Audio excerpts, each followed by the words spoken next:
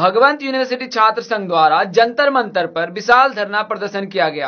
इस अवसर पर भगवंत यूनिवर्सिटी छात्र संघ के अध्यक्ष ने भगवंत यूनिवर्सिटी द्वारा चलाए जा रहे फर्जी पाठ्यक्रम का विरोध करते हुए कहा कि हमने पिछले साल भी अपने कॉलेज को ये बताया था, अवगत किया था कि आपका सर कॉलेज AICTE अप्रूव नहीं है, जिसके कारण हमें DGMS गवर्नमेंट सर्टिफिकेट नहीं देगी।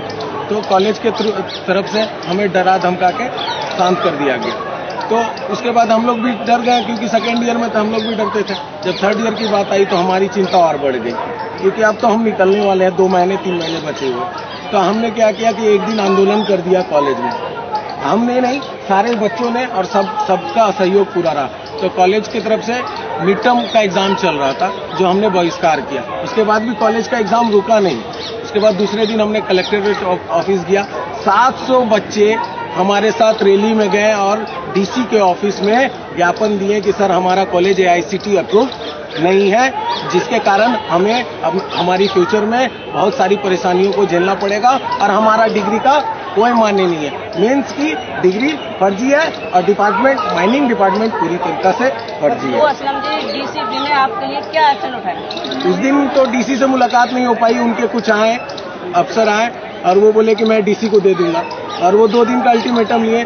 फिर तीसरे दिन तक कुछ नहीं हुआ। तो उसके बीच जब DC के पास गए तो नेक्स्ट डे हम ऐसे बैठे हुए थे टी पॉइंट में। हमारे कुछ छात्र लोग जो हम आगे बढ़े हैं, तो उनको थाना वाला उठा के ले गए। पंचशील थाना कुछ करके हमारे कॉलेज के बगल में, जो क्रिश्चियनगंज में, तो वो लेके चले गए। और जब ये बात सबको पता चली कि यूनिटी की बात है, भविष्य की बात है, सबको चिंता होगी। तो जब चिंता हुई तो सारे बच्चे, 400 बच्चे जाके थाना घेर दिए। जब थाना जैसे पहुंचे तो पुलिस वाले उनको छोड़ दिए।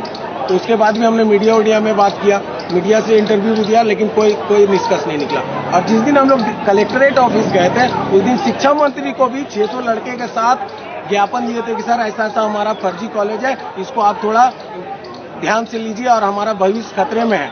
तो शिक्षा मंत्री ने आश्वासन दिया कि मैं आपके कलेक्ट्रेट से बात करूंगा और आपके मंत्री से, लेकिन ऐसा कुछ नहीं हुआ। उसके बाद भी हम लोग 3 दिन के बाद फिर DC ऑफिस गए।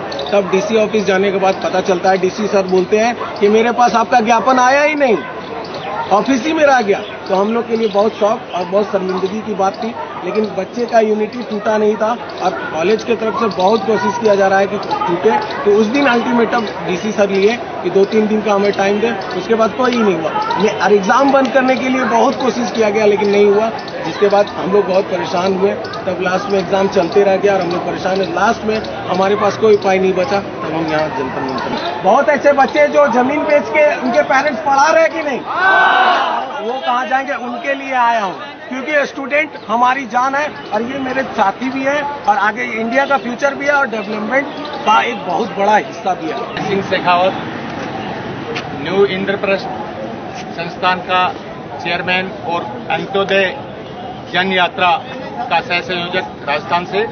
मुझे जैसे ही पता लगा कि 1400 बच्चों का भविष्य राजस्थान की एक यूनिवर्सिटी, भगवत यूनिवर्सिटी, खराब कर रही है, इसका साथ दूंगा। राजस्थान गवर्नमेंट से अपील करूंगा, जहां जहां इनकी मदद होगी, न्यायालय में मदद होगी, माननीय प्रधानमंत्री जी के पास में इनको ले जाएंगे, इनकी अपील सुनवाएंगे।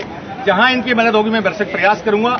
हर दृष्टि से मुझे जब पता लगा तो मैं जंतर मंतर पे आया और ये कल डर के मारे इतने भयभीत थे लड़के, तो इनको ये भी आश्वस्त दिया कि तुम्हारी सिक्योरिटी की भी जिम्मेदारी लेंगे, प्रशासन से कहेंगे और तुम लोग ये अपना कार्रवाई जारी रखो आगे से। और इसी बात को मैं कह के कि इनको मैं पूरा आश्वस्त किया हूं, जो घबराए हुए बच्चे हैं, और आगे से इनको मैं न्याय दिलाने की पूरी कोशिश करूंगा।